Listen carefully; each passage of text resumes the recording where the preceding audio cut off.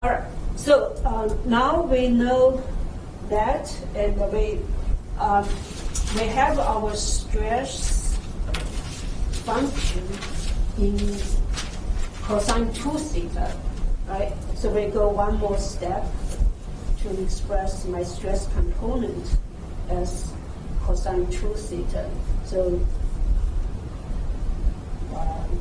basically just put that.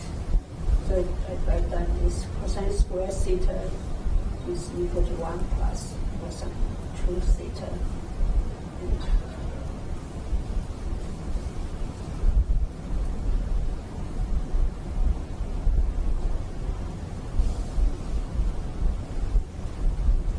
Sine 2 theta is already there, so you don't need to worry about that. So based on that, you get sigma 0, 1 plus cosine 2 theta.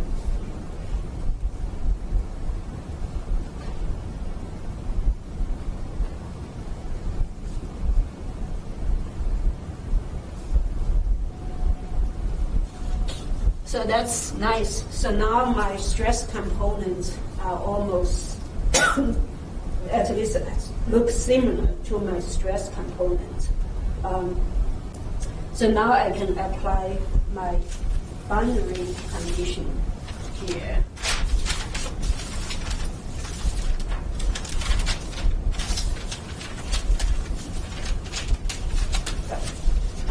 Okay.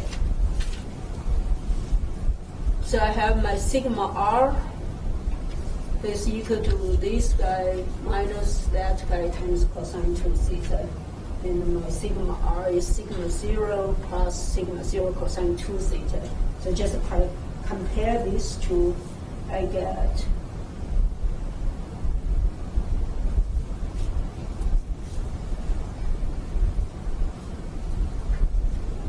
sigma r equal to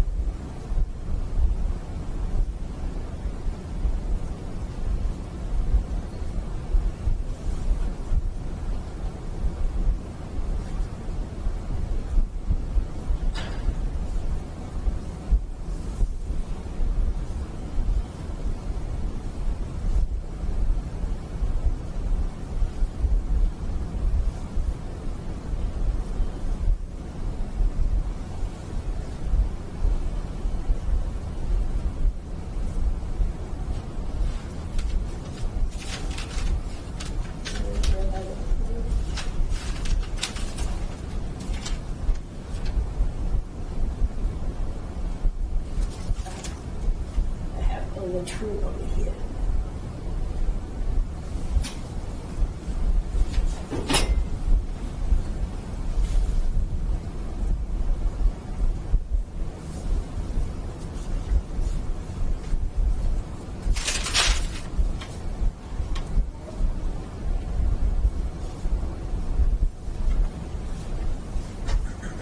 Okay, so from here, so this is at the far edge.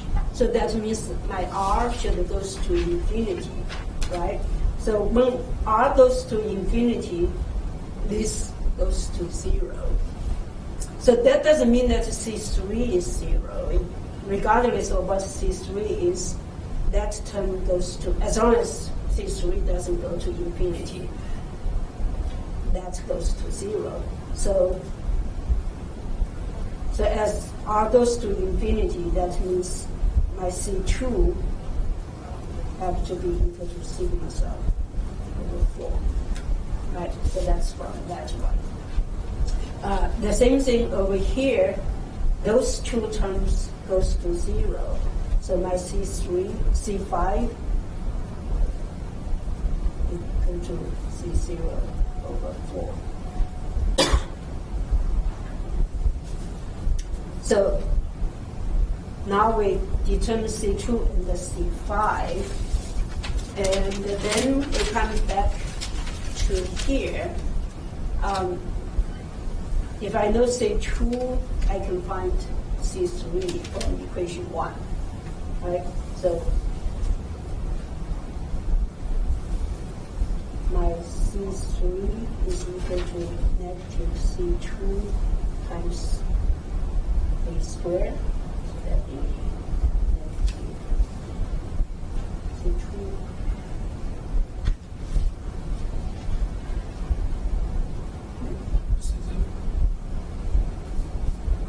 and follow my notes. So sigma 0 over 2a squared.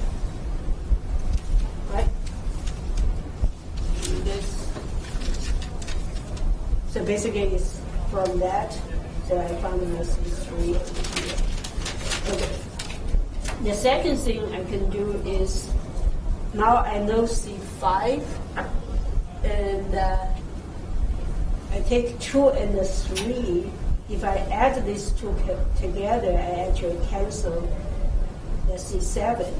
So 2 plus 3 will give me 4C5 plus 2C8 over a squared equals 0. So that'll give me C8 is equal to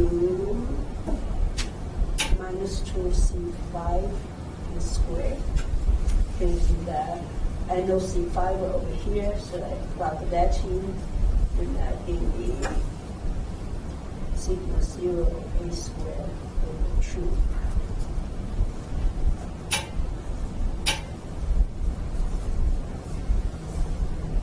Okay. And C7 actually, now I can solve for C7 by subtracting these two.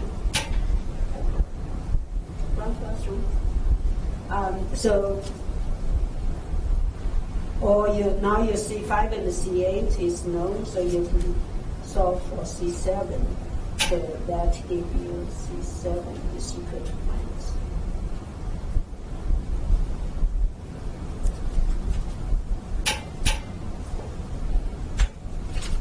Oops, sorry.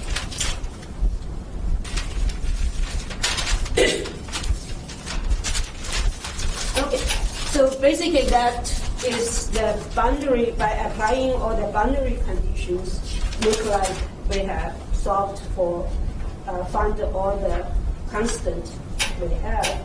So if you plug that into your original stress component, you get your sigma r is equal to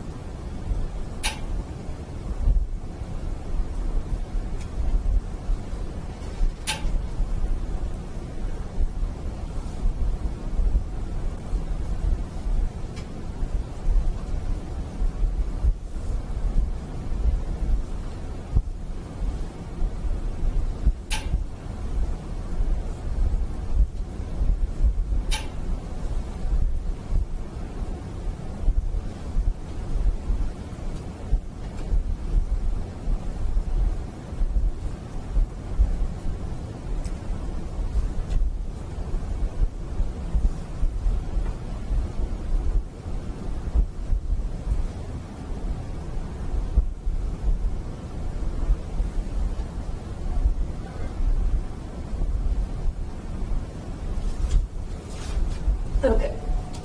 So now all your stress components are solved. Finally, let's double check.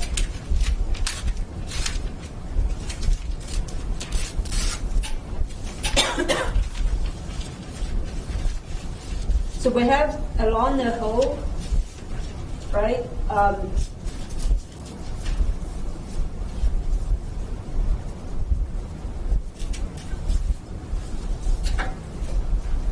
Along the hole, we have sigma RR equal to 0 and sigma theta or theta is equal to 0. You can plug into there, you should satisfy that boundary condition. For these two, the question is what would be your sigma theta related to you?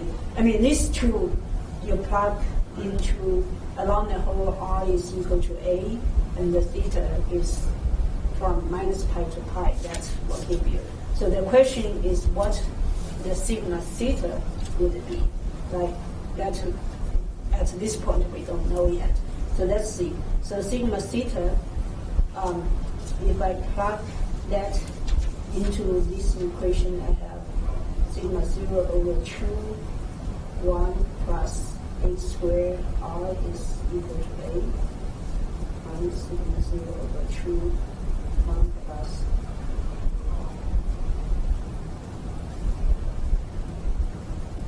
So you prune that, what you get is sigma 0, 1 minus 2 cosine 2 theta.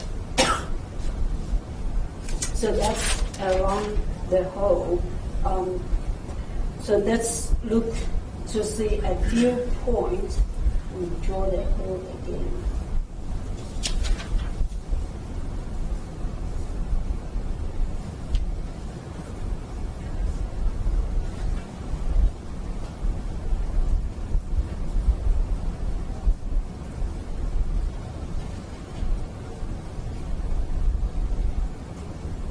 Okay, because I'm interested in far away from the hole, it's similar to the plate without hole. It's nothing exciting.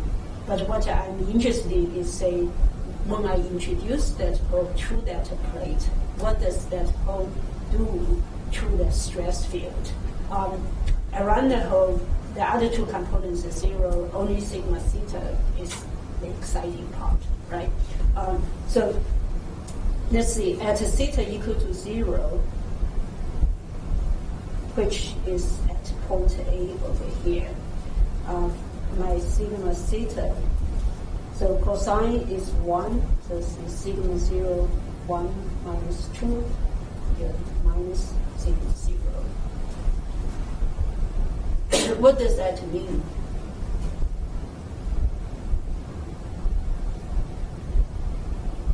We know that we derived it and all that, and we come to that point. Does that make sense? Maximum stress at this point. So at this point, I have my theta component is equal to minus sigma 0.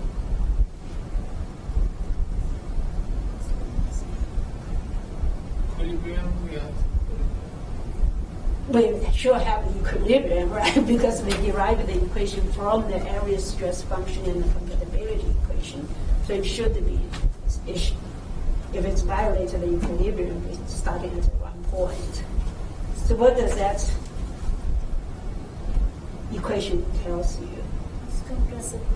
It's under compression at A, right? Does that make sense? If you don't have the hole, what would be the stress component at that location? It should be 0, right? So this essentially is, so if I, in a Cartesian system, what is that stress component? If I have to express that, is the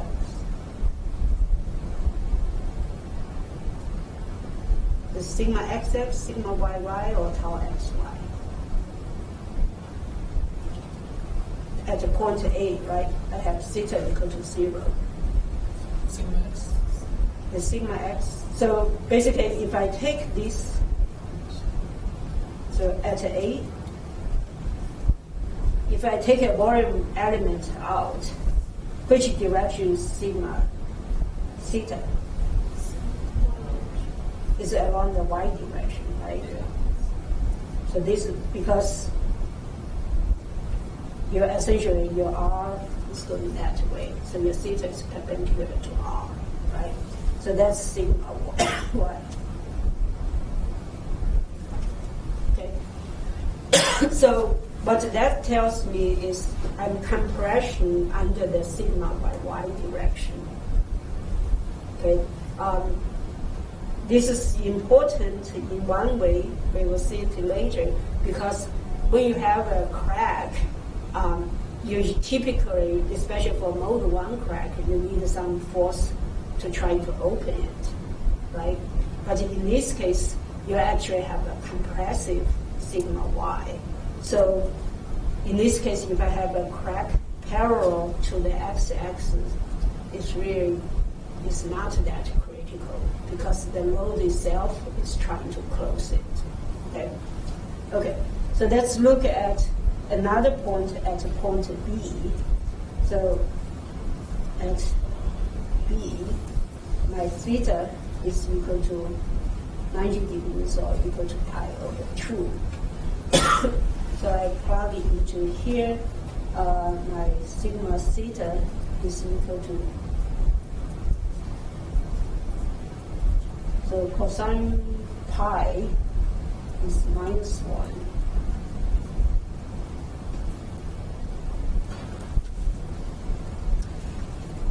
Right? So what does that mean?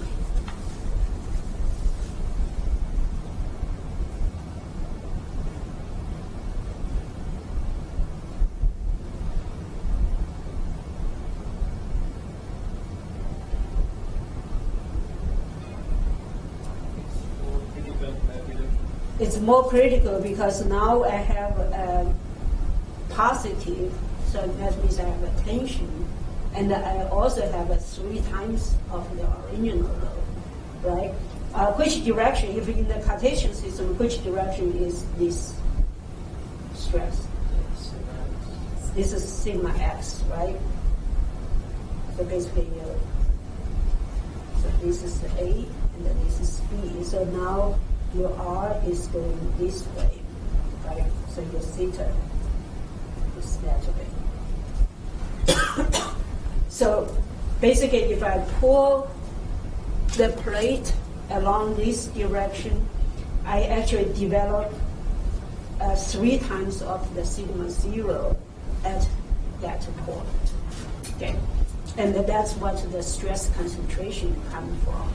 So the stress concentration is the maximum at the edge at B, and if you plot this, it's going to reduce, start at 3 and then reduce down as it moves away from the edge of the hole.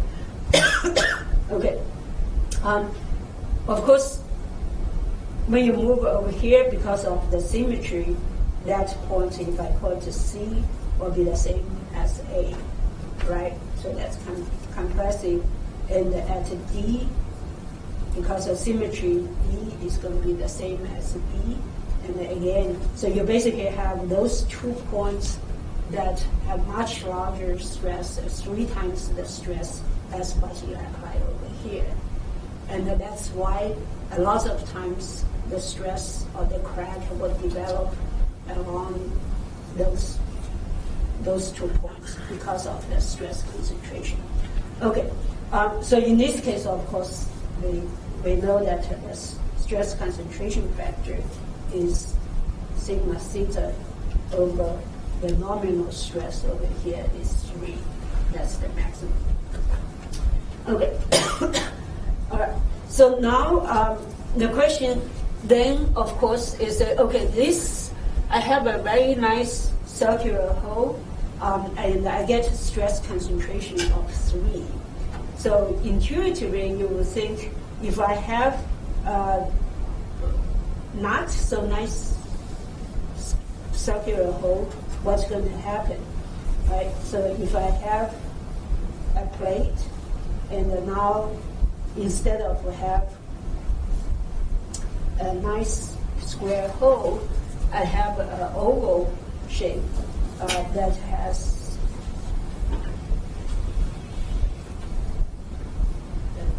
2B, and that is 2A. What's going to happen? You can actually derive these by extending this method, and I'm not going to do that. So I just write it down. The stress concentration for this one is equal to 1 plus 2. So now the stress concentration factor of this is depend on the aspect ratio of that oval hole.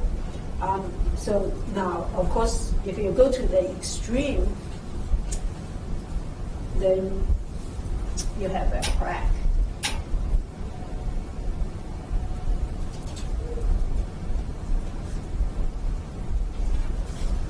So when you have a crack, essentially is so a crack is your B is goes to 0. So a crack basically is two surfaces that basically co-locate, but they are not connected. So they just entirely below the open up. So if B equal to 0, if you look at this, then the stress should goes to infinity, right? So that's why that comes down to our fracture mechanics problem, that theoretically your stress concentration factor for a crack will go to infinity. Is this possible? Why is not possible? I don't think you has the strength of infinity. Right, because if my stress concentration factor goes to infinity, that means my stress goes to infinity, right? No material will take infinity stress, so it will break way before that. So that means that no material can have any defect. Once they have defect, it's going to break like no tomorrow, right? Nothing works in this world. But this is approximation that just kind of exaggeration that if you have a crack at the crack tip, theoretically you could have an infinitely large stress. Right? For brittle material, sometimes that might be the case. Okay, so that's basically the how you solve the elastic 2D elastic problem using stress function and the boundary conditions. Pretty much all the elastic problem kind of follow similar procedure. Of course, the difficulty is to come up a stress function that can meet this, can satisfy the boundary condition. This is just an exercise to kind of give you an idea how this works, and it's a review of elasticity. So next week,